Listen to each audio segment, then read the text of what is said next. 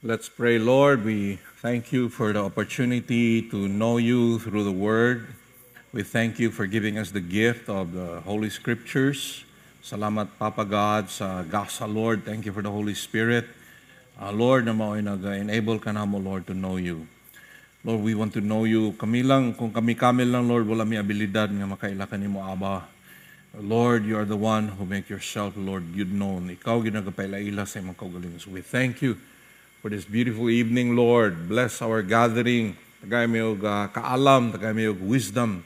Tagay mi, Lord, og abilidad to see and to comprehend so that, Lord, we can hear you because you are the Word, you are the living Word, and you speak to us through Holy Scriptures. Thank you, Abba. In the most beautiful name of Jesus we pray. Amen. Maayong gabi sa tanan. So, nanatay material, no? And pero pwede mo tanaw diri sa tubangan. Ang atong topic naagyapon ta sa unsaon paghubad sa kasulatan, no? Naagyapon ta diha ikaupat na ni siya nga session. Importante kani kay ang Biblia mao man ang pulong sa Dios nga ni kanato. Ug unsaon to pag-ila sa Ginoo kung dili pinagi sa iyang pulong, di ba? So throughout history, even sa time sa Old Covenant, ang katawhan sa Ginoo nagid ang scriptures. Nag-point sa future coming ni sa Messiah, Holy Scriptures gyud ang maoy basihanan nila sa ilang pag-ila sa Dios. And when Jesus came, siya ang fulfillment. And then kita karon naa natay New Testament or New Covenant nga mga kasulatan.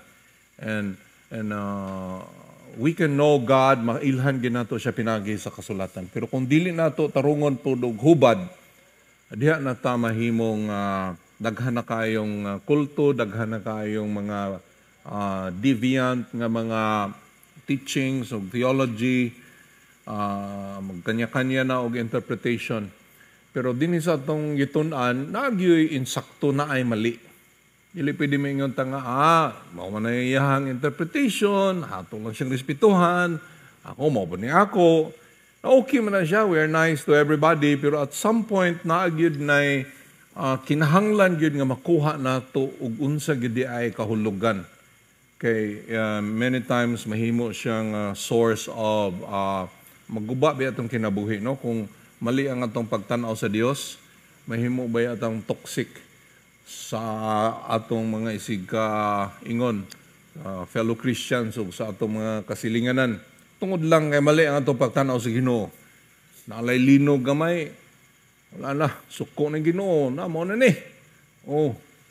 Naalay napandol lang kag bato diya, imong una-una, agoy, nasuko mo Ginoo nako kay napandol man ko. So mga mahimo tang weird o tungod kay mali ang atong pagtanaw sa Ginoo.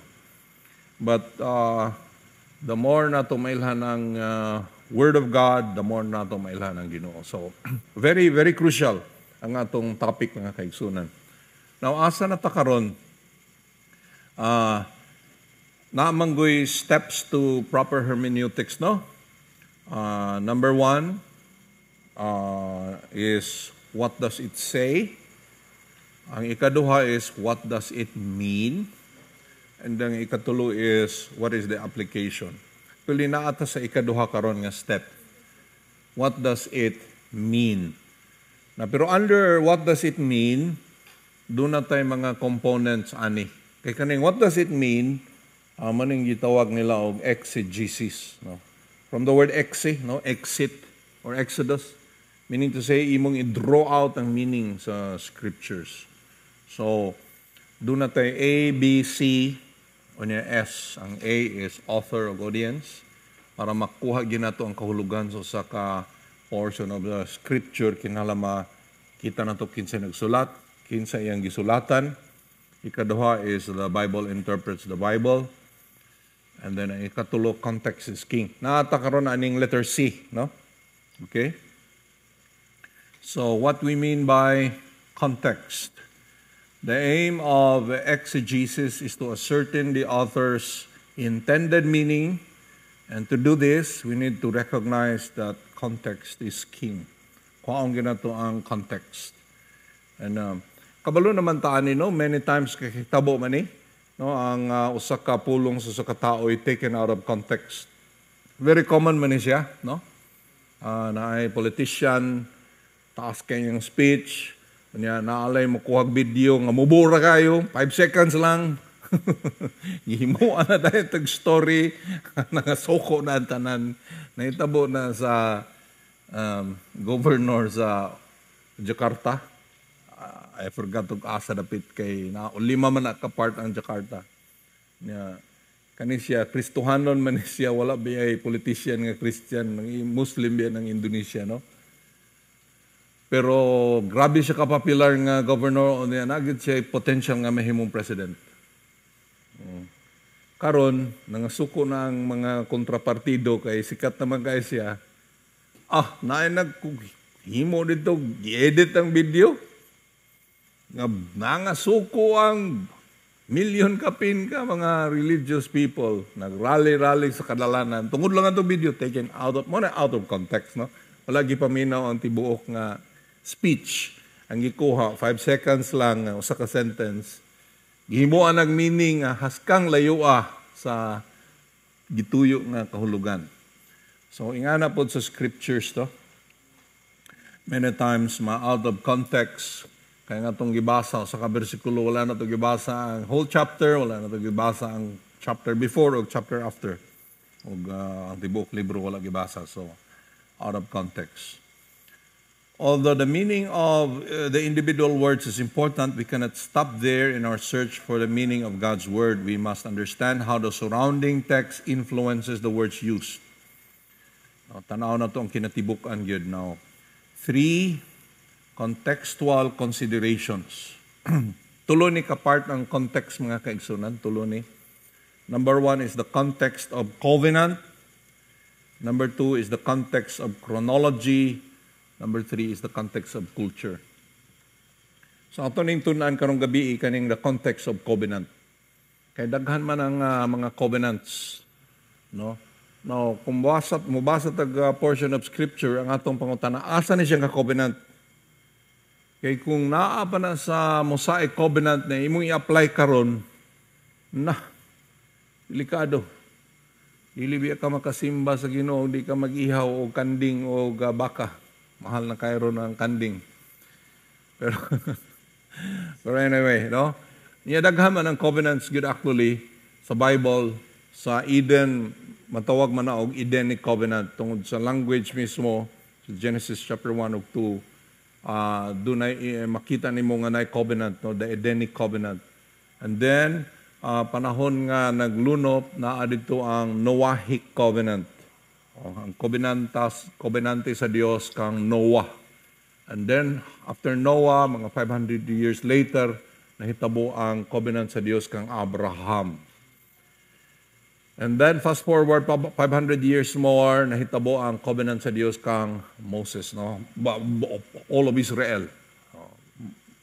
Covenante sa Dios sa Israel dito sa Sinai. And then hitabo about 1,000 years later ang covenante sa Dios kang David, the Davidic covenant.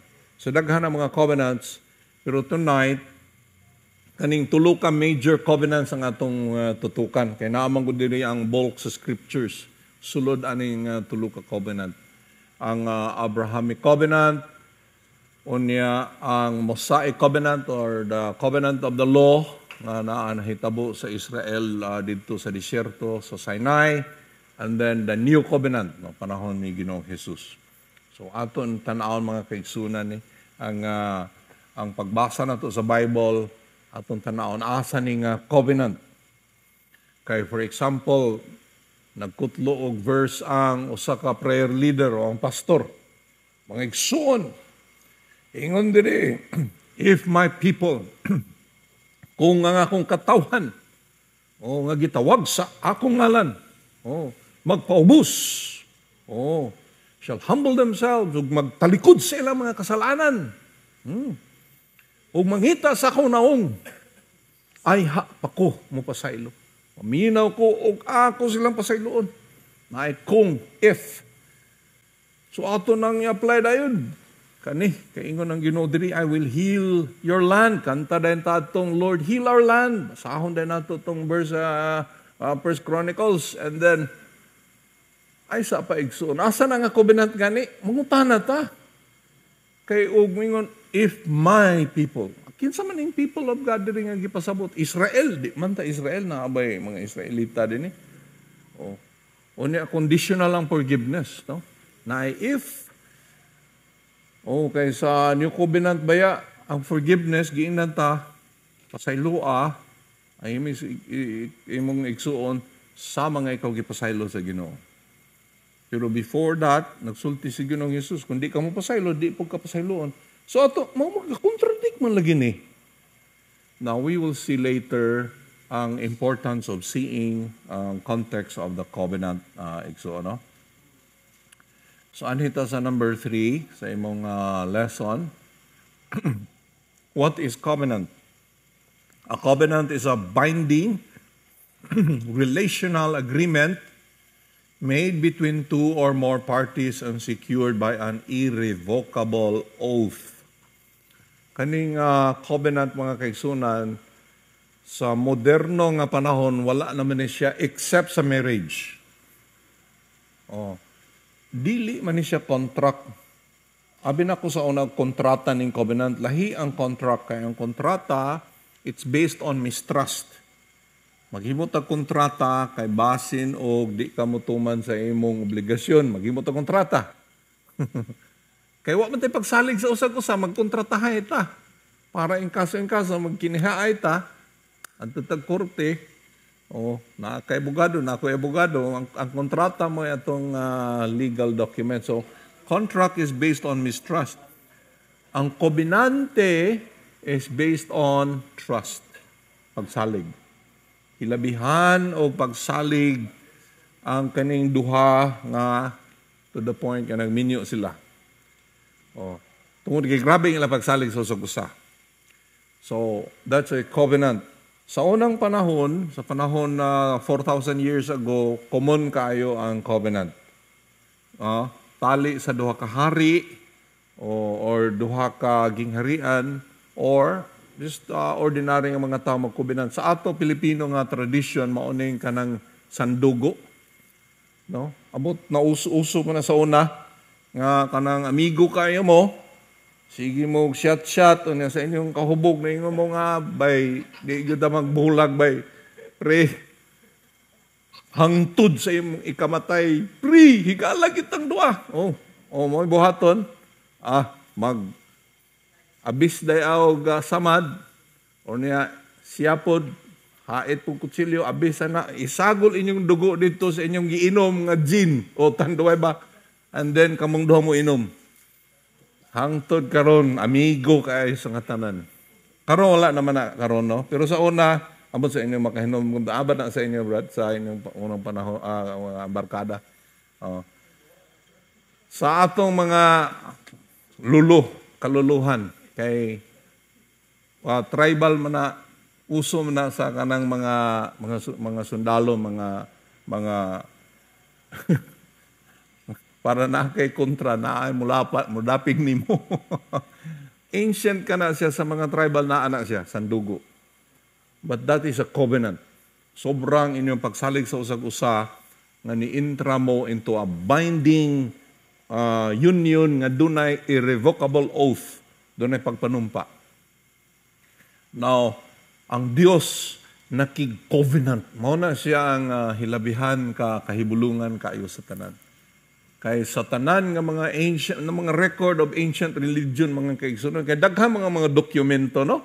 Mga ancient religion sa mga Mesopotamians, religion sa mga Sumerians, mga Hittites, daghang mga ancient sa mga Indians 5,000 years ago, 4,000 years ago, makita man na never na dunay account or record about covenant between God and man. Covenants between kings, mga gamhalan nga hari, o tali sa lesser kingdoms, na daghan. Very common. But between God and a human, wala. Except diri sa Bible. makita nimo ug unsa nga Dios ang atong mabasa diri sa Book of Genesis, sa Torah, o sa mga sinulat, the Hebrew Scriptures, mga kaigsunan. So, mao na siya ang covenant actually. Na atong padayon basa sa number 3,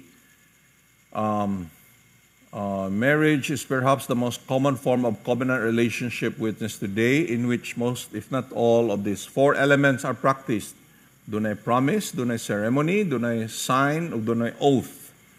Kaning upat ka elements na ani siya mga kaigsunan, dunay panagsumpa saad, unya dunay ritual or ceremony, unya dunay senyales, pagpahinumdom, ug dunay oath, no? Naay promise nga naay oath.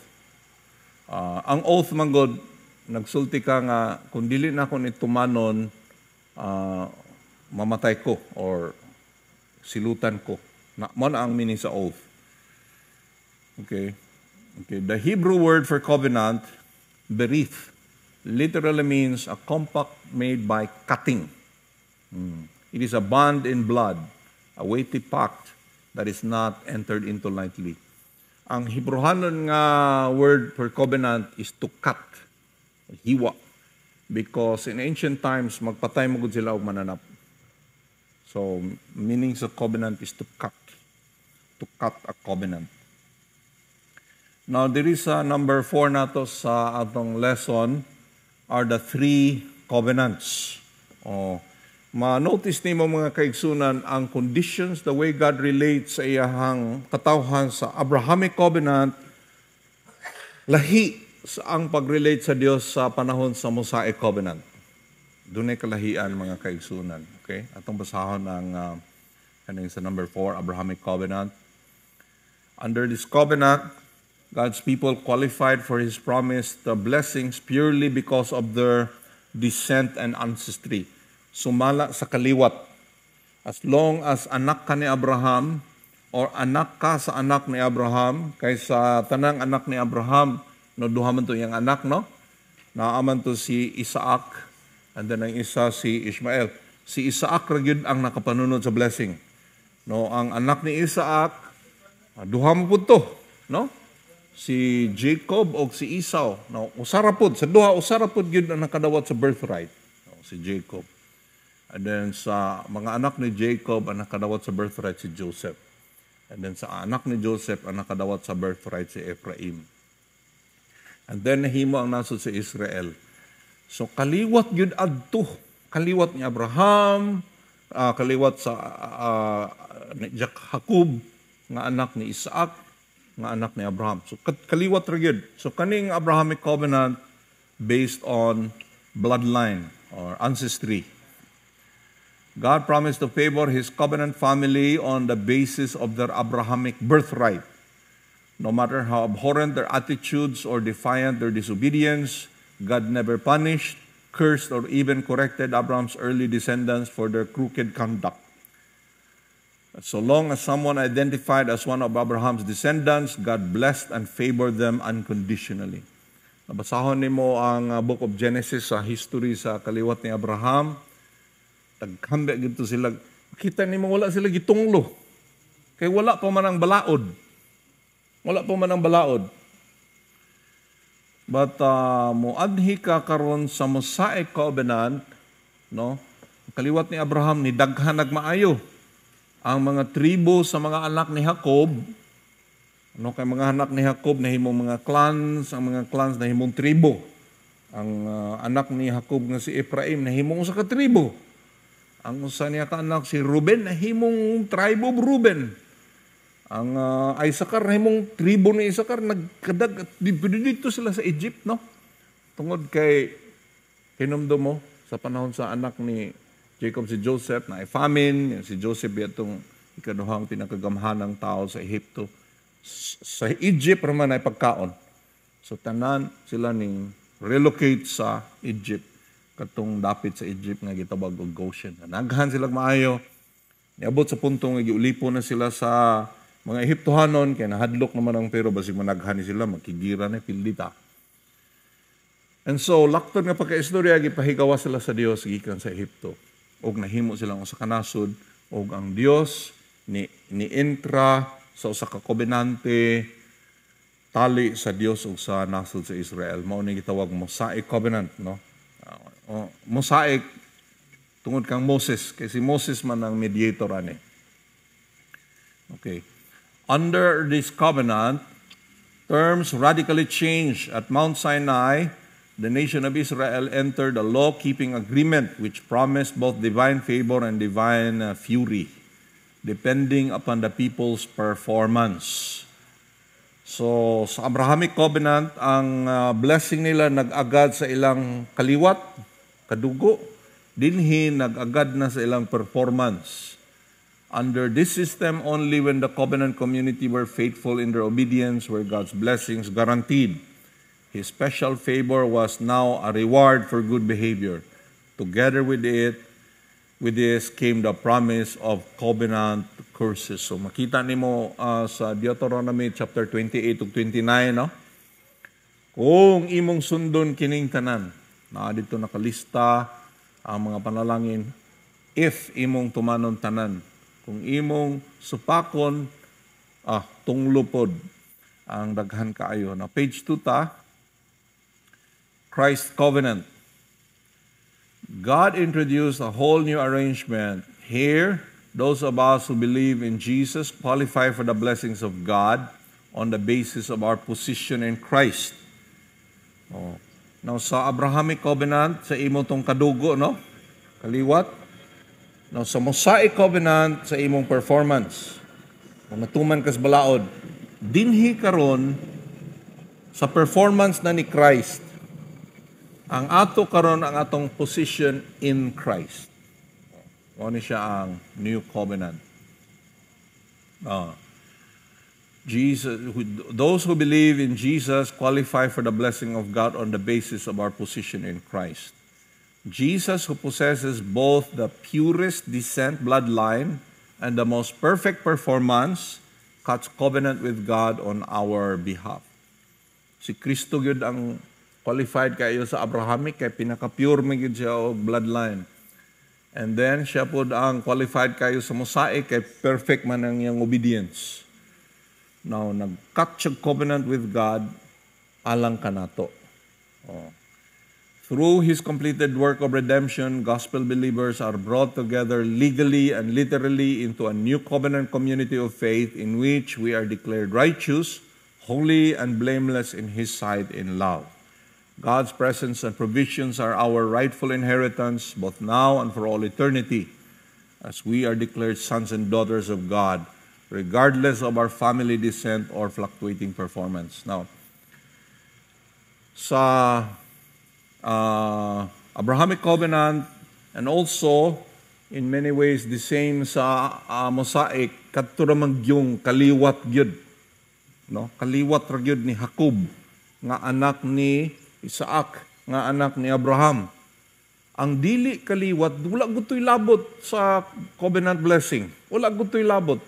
Bisan katong mga anak sa kaning ni ang mga anak sa, di ba na may igsuon si Jacob, no? Kasi igsuon ni Jacob, si Esau. Mga kaliwat ni Esau, wala go'y labot. Di ba anak mangyapo na siya ni Isaac. Anak mangyapo na, lulo man na niya si Abraham. Pero, igsuon ang bloodline ra gyud. Ang nahitabo karon sa New Covenant, mo nang giingnan ta nga sa sa John chapter 1, no, verse 12, nga all who receive Him, tanan mo dawat kaniya, gihimong tagaanog kagahom nga mahimong anak sa Dios.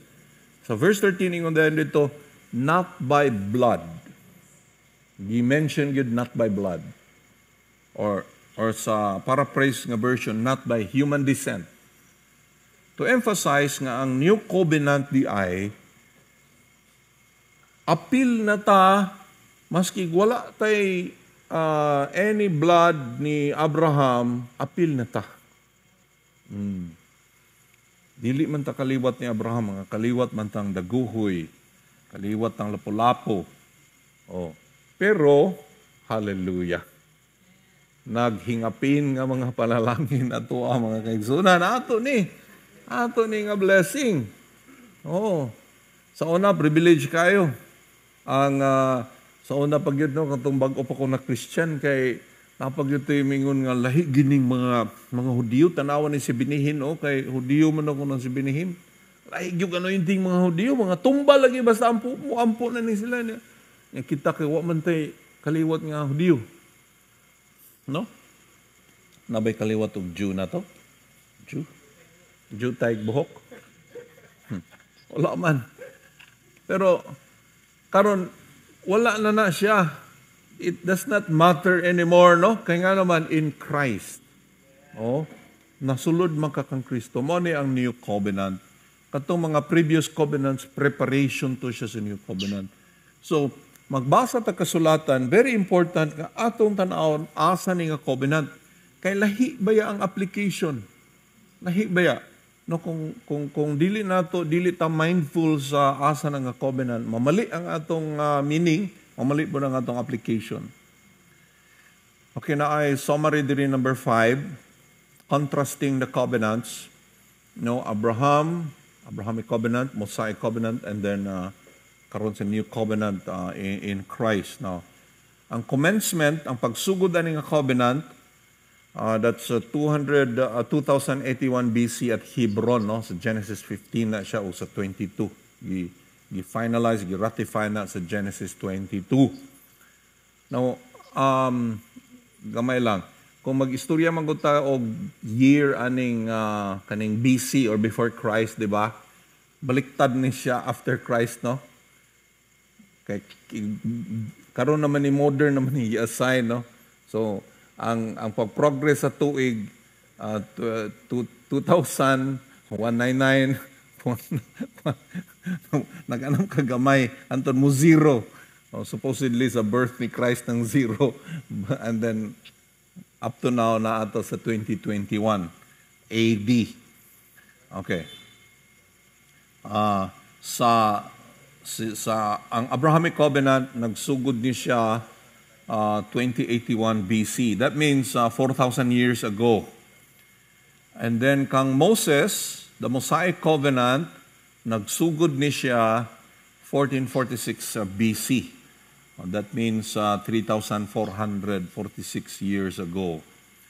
And then ang New Covenant, nagsugod ni 30 AD. Nganong 30 AD man? Nganong wala man sa zero pagkahimugso ni Kristo as a baby? New Covenant, wala na nagsugod sa pagkahimugso ni Kristo. Nagsugod na sa diyang si Kristo gilansang sa cross. Kaya ang covenant, masugod na siya, take effect na siya when dunay shedding of blood or dunay namatay. No?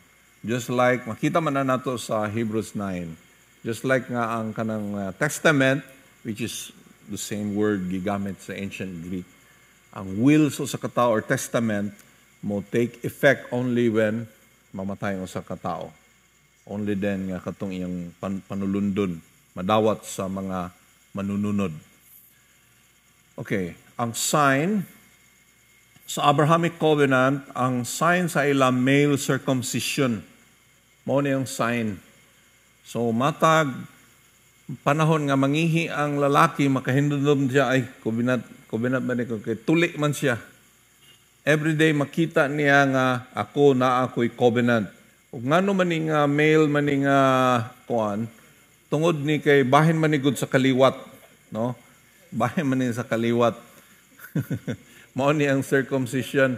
Mao to sa panahon ni Paul, mabasa nimo ng Philippians, basa nimo Galatians, Romans, big deal kay ang circumcision. Gubot kay sila bahin sa tinuliay ba? Kaya naamagoy verse. May nga man ang taga-Jerusalem.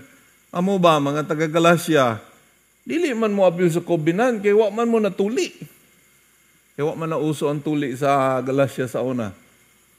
So, big deal kay sa ila. Pero si Paul nakasabot siya, in the new covenant, dili circumcision ng sign. Lahi. So, sa Abrahamic covenant, male circumcision ang sign. And then sa Mosaic covenant, ang sign ani isang Sabbath. ang pag-obserbar nila sa Sabado mao to'y sign nga sila covenant people of God. Now, sa New Covenant, ang sign nga you are part sa covenant is ang Spirit, ang Holy Spirit. And then, ang obligasyon, no, sa Abrahamic Covenant, makita na sa Genesis 17, walk before God. Mao na ang obligasyon. Sa Mosaic Covenant, love God, love others, which gi-break down ni into so many commandments. Then sa New Covenant in Jesus, be loved and love others. So, lahi pod ning suguon kapag higugma ang Dios, higugma ang imong isikataw, higugma ang Dios, higugma ang imong isikataw. So, gisugo kapag higugma. Diri sa New Covenant, beloved. Dawatang gugma. Ang tungod kay gadawat kas gugma, makahigugma ka sa uban. So makita nimo ang kalahian igso, no? And then ang atong confidence sa Abrahamic Covenant, ang ilahag yung kumpiyansa naa sa bloodline. Tungod kay kaliwat man siya, so naa siya kumpiyansa, kabalo siya, giubanan siya sa Dios on the basis sa iyahang bloodline, sa iyang kaliwat, ancestry. Sa Mosaic Covenant, ang kumpiyansa sa covenant people naa sa ilang performance. Kung may kay kag-agi, hala, maayo, kay ubanan ka sa Ginoo, manalanginan na ka, pero napakyas ka, agoy, bantay diya kay tungloy imo. Now, in the New Covenant, ang atong confidence na sa atong position in Christ, on the basis of Christ. Okay? Now, let's read here. Daghan nga mga verses, pwede natin ibasahon tanan, kamo na lang ani inyo ning homework. Different relationship, different response. Take for example the Exodus account. Before reaching Sinai, the children of Israel worship false gods, break the Sabbath, murmur against both God and Moses, and complain consistently about their desert experience. Yet through it all, God responds time and again with blessings, provision, kindness, and care.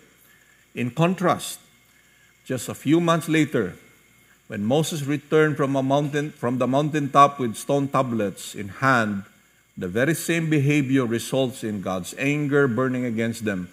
Now Israel becomes the object of God's cursing, punishment, wrath, and vengeance, resulting in sickness, suffering, and pain, and death. Okay, naa din mga verses. Compare these events before and after Sinai Covenant. Now sa Joshua 24, and then you compare it with Exodus 32 and Exodus 27 to 35, breaking the Sabbath, murmur against Moses and leadership, complaining about desert conditions. Now, may tabuan ni pagkahuman gyud nga na-implementar ang Mosaic Covenant, naay usa ka tawo nga nang munit og sugnod ba? Panahon sa Sabbath. Unsay gibuhat? Ingon sa Ginoo, patya. He was killed. Now, before the Mosaic Covenant, naaman dito po'y nag-break og Sabbath, wa man sila gipatay. Naamay nag-complain, wala man gitunglo. Pero panahon nga na-implement na ang Mosaic Law, ang katong supak-supak dito, naabli ang yuta, gilamoy sila. So nahitabo ang curse. Unsa may nausab? Nausab ba ang Dios? Of course, dili man mausab ang Dios. Nausab ba ang mga tao? Of course, maura man na sila gihapon. Nagbagulbol dili, maura man gihapon. Wala nausab ang Dios, wala nausab ang tao. Unsa may nausab? Nausab ang covenant. Lahi nga covenant. Lahi ang response. So, and then let's go sa ubos bottom part sa page 2. Did Paul and Jesus contradict? Jesus clearly taught that only if you forgive others can your sins be forgiven. Paul, on the other hand, wrote about freely forgiving others because you are forgiven already through the cross. Do they contradict each other? So kani nga pangutana ba? Nagsumpaki ba si Ginoong Hesus ug si Pablo? Nag-contradict ba ang ilang pagtulunan? Kay niingon man si Ginoong Hesus, kung di ka mapasaylo sa uban, di pugyog ka mapasaylo. Niingon si Paul, pasaylo ang uban, susama nga ikaw, gipasaylo na sa Dios. So Paul, gipasaylo na rita sa Dios. Oh, mo nang mapasaylo ka, kay gipasaylo na ka. Di man Paul, ingon man si Ginoong Hesus, Paul, nga, di man daw ta mapasaylo, Paul, kung dili ta mo pasaylo sa. So, unsa may imong pasabutan na, Paul? Wala pa ta napasaylo. Mo pasaylo sa ta, ay ta pasayloon. Paingon si Paul, no. Pinasaylo na ta. Mo na nga mo pasaylo ka. So, doon na ba'y, di ba? Nag-contradict ba? Kaya nga man si ang Ginoo diri sa Matthew 6, verse 14 to 15. For if you, na yung word nga if you forgive other people when they sin against you, your heavenly Father will also forgive you. But if you do not forgive others their sins, your Father will not forgive your sins. Paro man ni kaayo. Kung di ka kapasaylo, di pug ka pasayloon. Pero kung mo pasaylo ka, pasayloon ka. Conditional, di ba? Oh. Now, i-contrast na nimo sa sinulat ni Paul. Oh. In Paul's letter, it's clearly the reverse. You forgive because you're forgiven. Sa Ephesians 4:32. Instead, be kind to each other, tender-hearted, forgiving one another, just as God through Christ has forgiven you. So, ingon si Paul, igsoon, pinasaylo na ka. Wala na, you're forgiven. Karon nga, forgiven na ka. Wala. Forgive others. Ay sa Paul, wala pa man ko na-forgive. Kaya wala pa man ko nag-forgive pa. Uy, dili, igsoon, forgiven na ka. Dili, uy! Unsa man ka? Buot man ka, Paul. Unsa man gini? What is going on here? Ang pangutana diha, to whom was Jesus speaking? Were they a new covenant community or a people of the old covenant? Now, ato ta sa page 3, mga kaigsunan sa inyong material. Page 3. When did the new covenant begin? Okay, kanus ama nagsugod ang new covenant, igsuon. It is misleading to describe the New Testament as beginning at Jesus' birth. Kasagara man God, yung mga nga nagsugod ang katungubog sa itong Bible, di ba?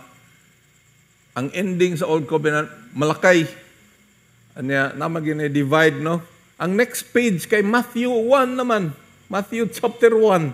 So ito muna ho na, mauna ni Matthew chapter 1, mauna ni sinugdanan sa New Covenant.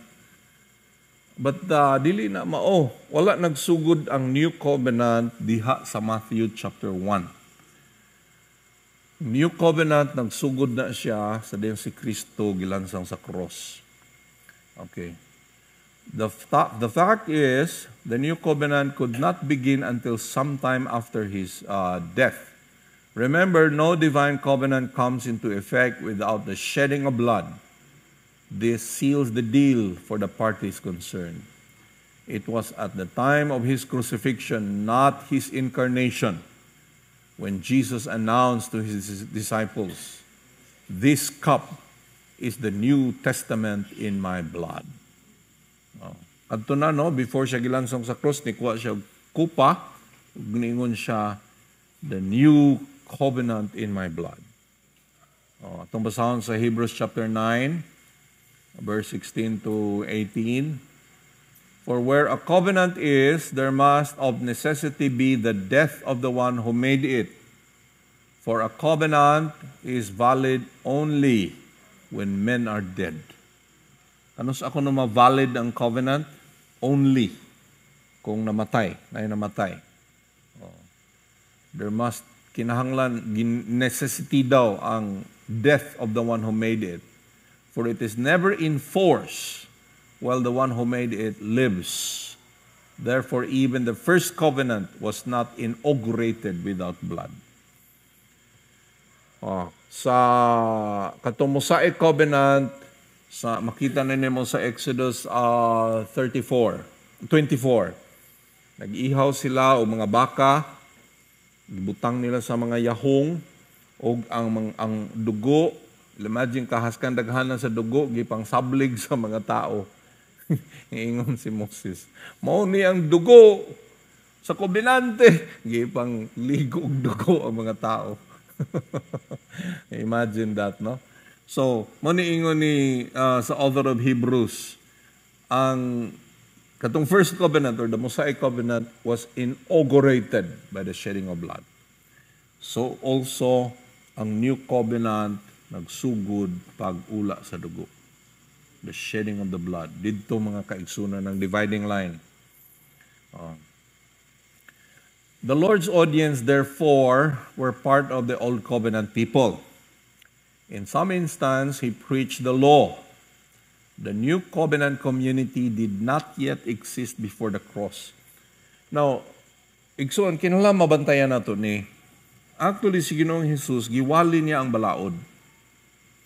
Nga naman, mabasa man na nimo sa Matthew 6, giwali niya ang balaod, kinsa ang audience sa mga Hudiyo.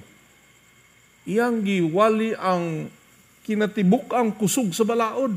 Kay katong mga Hudiyo, nagtuo man ko sila nga matinumanon sila sa balaod. Believe ka sila silang kaugalingon. Ingon ang Ginoo nga, kamo, ingon mo nga wa mo na napaw. Naala ang mga Hudiyo dito. Buutan kami, mga tarong kami. Ingon si Ginoong Jesus. Nakakita lang kag sexy ka dito nga mubog shorts. Wa na ka, nakasala na ka. Angay nakailabay sa impyerno.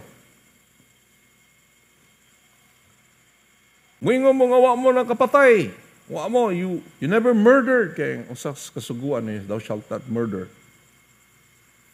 Ningon lang ka o curse words sa katao. May himalikas ba itong mga tawhana.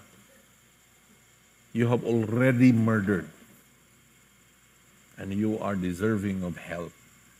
So, giwali ni Ginoong Jesus ang balaod para makita sa mga tao ang ilang need for a Savior. Kaya ang taong believe kay sa kaugalingon, ingat siya, ako matinumanon kay ko. Grabe kay ko. Wa siya nagkinanglag manluluwas. So therefore the Lord preached the law. But of course, dili tanan, no? Ug imong tan-awon po dito giunsa pag-istorya ni Ginoong Hesus ang Samaritana. Lahi po ang tunada sa iyang istorya, no? Grabe ka gentle kayo ang Lord mo speak. No, sa Samaritana, makita nimo. Mingon siya nga, wala ko'y bana. Mingon po Ginoo, wala man ingon bakakong kabayhanan, wala man. Ingon nang tanawa ang tubag sa Ginoo nga tinuod na, wala kay bana. Daghan na ni agi kanang imong kauban karon, ikaunom na. Unya, wala pa mo nakasal, so dili mo bana. Gentle kayo ang Ginoo mo, istorya ba? Nakurat ang Samaritana. Pero tanawa mo istorya siya sa mga Hudiyo. Amo mga pansyon nga pinintalak puti, pero ang ilalom, mga dunot, mga salag sa mga lala nga mga bitin. Grabe mo niya. Lord, grabe sa kamo ka-istoryaan nila. Kay mga balaod nun, kaya nga mga tao, kinahanglan sila o, kuhan ba, kanang, murabag kung sa doktor pa ka na bitong pang kurintihan para ma-shock ba? Shock treatment. Para makaamgo. Pero the way the Lord speaks to mga katong mga ordinaryo nga katawhan, malumanay o malumo kayo ang Ginoo mga kaigsuonan. So the Lord did preach the law ngadto sa mga Hudiyo. Ang iyang audience, tanaw na to ang audience. Okay? Jesus' words were spoken to an old covenant community, no? Okay, prior to his death, before the new covenant was made available. Conversely, Paul was teaching post-Calvary after nasa cross, to those in Christ, members of the new covenant community of faith, Jesus purchased and proclaimed our forgiveness at the cross. O dito sa cross, ingon si Ginoong Jesus, Father, forgive them for they do not know what they do. So Luke chapter 23, verse 34. As He ushered in an entirely new arrangement for those who would believe in Him and receive His atoning work. Forgiveness under the new covenant is not determined by our behavior, but by our belief in Christ. It was Jesus' performance at Calvary that earned our forgiveness, not our own. So to the new covenant community positioned in Christ, Paul declares forgiveness as an already done deal, a once for all, irrevocable gift of God's grace. So, naikalahian mga kaigsuunan. Kinahanglan mo tanaw gyud ta sa context of the new covenant. No, nagbasa kag prayer. O, tanaw nimo dito sa Exodus ang pag-ampo ni Moses. O, mo niya kong prayer pod. Si Moses dito nagpakilooy sa Ginoo. Lord, ayaw patyan ning katawa hinumdumi. Nga mo ni sila ang katawan nga imong gipahikawas gikan sa Ehipto. Patyan na lang ko. Imbis kini sila Ginoo. Ang mga intercessor po maginanay-ngana po prayer ba? Basiyan no, na ay bersikulo man. Uy, asa man na ninyo ikuha ng verse? Dapat tanaw na to ang covenant. O muingon po ka nga katong sa First Chronicles nga, if my people are called by my name, shall humble themselves and seek my face, turn from their wicked ways. Israel man to. Kung i-apply natin to sa Pilipinas, muingon nga, tanan da ay Pilipino, imong ipahinulsol. Kaya kung dili man ayuhon sa Dios, dili tapos sa iluon, di po ayuhon sa Dios ang atong Pilipinas. So, lisura po ng trabaho, kaya naman kay mga Pilipino, ba nga di gibutuo. O niya, di man po tanan Pilipino, my people. Dili man katawhan sa Dios, tanan Pilipino. So saan naman, tanan church. So, mga intercessors, grabe paningkamot. Mag-prayer and fasting ta sa Araneta Coliseum. Gamay ra kay ng Araneta Coliseum. 100 million ka Pilipino. Or we ka Christian lang. Pila ba ka million nga Christian? Pero kung ato nang tanawon in the context, Israel na siya. Now, in the new covenant, si Kristo man ang nakikobinante sa Dios. Si Kristo man na. No, si Kristo man ang nitawag sa Dios. Si Kristo man ang nagkinabuhi at tubangan sa Diyos. Si Kristo man, qualified for the blessing. Now, in Christ, lahi na ang atong inampuan in Christ. Mausab ang atong inampuan. Tanawa ang imong kaugalingon, in Christ. Ug asa man si Kristo naglingkod, tuwa ka naglingkod, tuwa siya tuo sa amahan, naakas tuo sa amahan karon.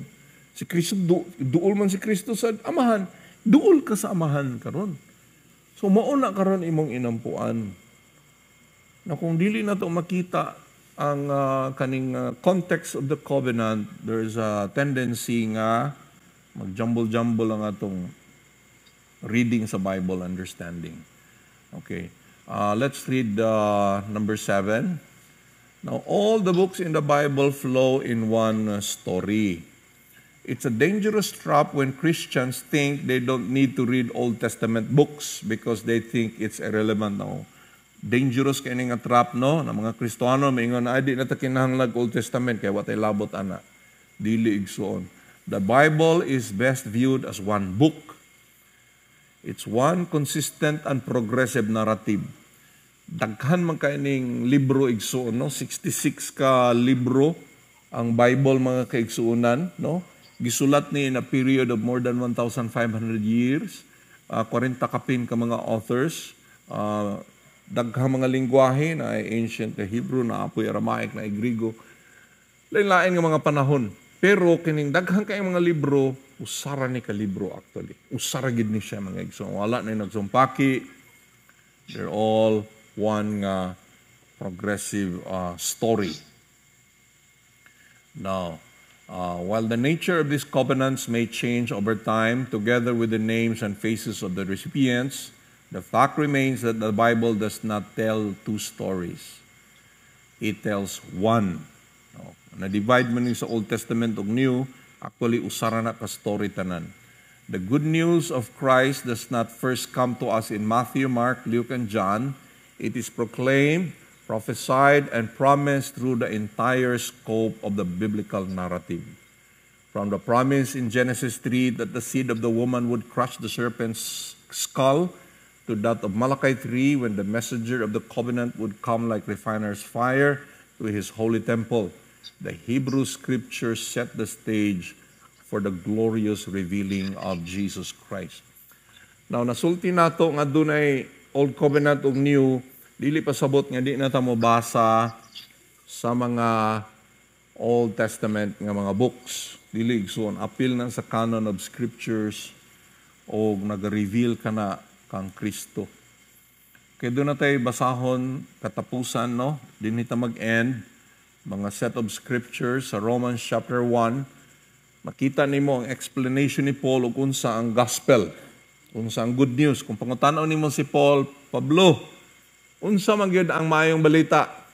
Kining sa Romans chapter 1 verse 1 to 6 dinhi niya gi-summarize ug unsa ang maayong balita. No. Basahon nato ning Romans chapter 1 and then Romans 15. Paul, a servant of Christ Jesus, called to be an apostle, set apart for the gospel of God. Gitawag niya diri og maayong balita sa Dios, gospel of God, which he promised beforehand through his prophets in the holy scriptures. No, kani di ang gospel of God, gisaad na ni mga kaigsuonan. Mabasa nimo ang Genesis, mabasa nimo ang Exodus, naa di ang mga saad sa gospel of God. He promised beforehand through his prophets. Kani mga prophets mo sila Moses, Jeremiah, Ezekiel, in the holy scriptures, no, kinatibuk-an sa Old Testament. Kaya wa pa may New Testament sa pagsulat ni Paul. Naa diha na contain ang mga saad sa Dios. Verse 3, concerning his son. So kaning saad sa Dios, mahitungod sa gospel of God, nagasintro kini kang Kristo, the Son of God, who was descended from David according to the flesh, sumala sa iyahang tawhanon, kaliwat siyang David, and was declared to be the Son of God in power, according to the Spirit of holiness, by his resurrection from the dead, Jesus Christ, our Lord. O pinagi day sa iyang resurrection from the dead, pinagi sa iyang pagkabanhaw gikan sa mga minatay. He was declared with power to be the Son of God. Son of God sa unang panahon, sa Roman times, it means king, ruler. Kaya mga Caesar, sila Augustus, sila Julius Caesar, they call themselves Son of God. Naana sila mga kwarta. So when Paul wrote nga Jesus Christ was declared to be the Son of God. In other words, siya ang emperor, siya ang ruler, siya ang king. He was declared to be king. Pinagi sa iyang pagkabanhaw. And through whom, verse 5, we have received grace and apostleship to bring about the obedience of faith for the sake of his name among the nations, including you, who are called to belong to Jesus Christ. So kita di ay karon nakadawat kita og grasya og apostleship or mga pinadala kita to bring about the obedience of faith. So naay gitawag obedience of faith. Pinaagi sa itong pagsangyaw, people will believe. O nang gitawag obedience of faith, including you who are called to belong to Jesus Christ. And then Romans 15 verse 4, for everything that was written in the past was written to teach us, so that through the endurance taught in the Scriptures and the encouragement they provide, we might have hope. Oh, For everything di ay nga nasulat in the past, tanan, no, Old Testament, was written to teach us, so that through the endurance taught in the Scriptures and the encouragement that they provide, we might have hope. So, tanan Bible ha, we value all. Because ang kinatibukan sa Biblia, pulong sa Diyos. Then, kinalang kabalutan mo, himay-himay according to what covenant. So, thank you so much sa tanan. I hope dili ra kay to taas po ang atong lecture tonight. But kining ni ang naabatay na tun-an mga kaigsunan. Sunod nga session atong tun-an ang context according to chronology.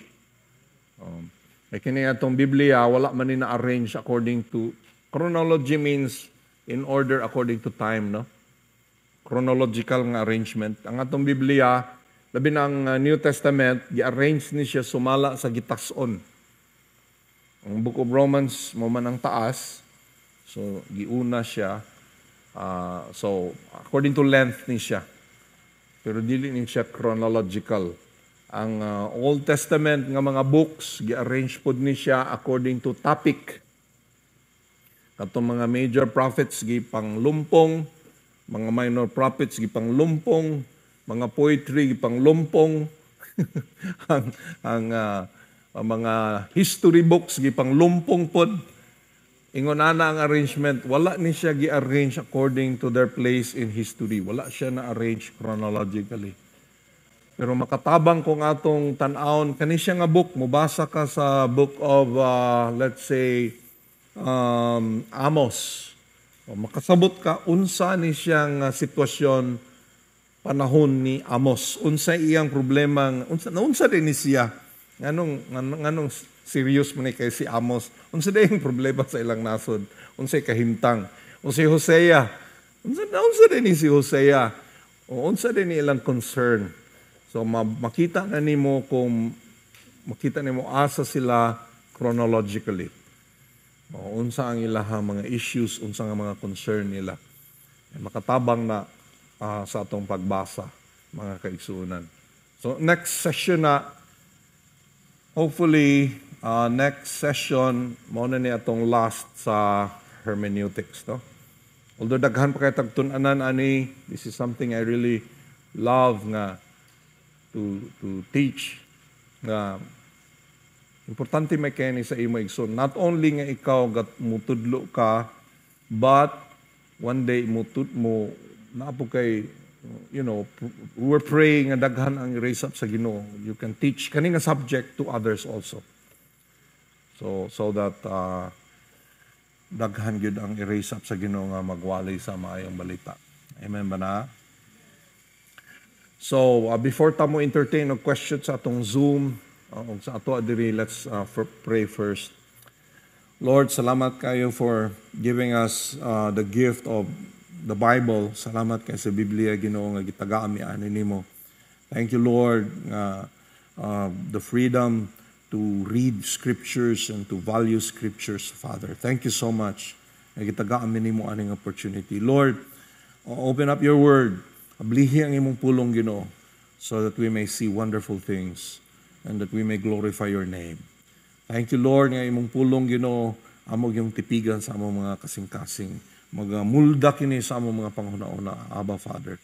Comforting us sa time nga challenging, mga times, Ginoo, nga ginahanglan kami. Lord, thank you so much. Lord, our faith in you will deepen and strengthen the more kami makadungog sa imong pulong. Thank you so much, Father, in the most beautiful name of Jesus. Amen and amen and amen.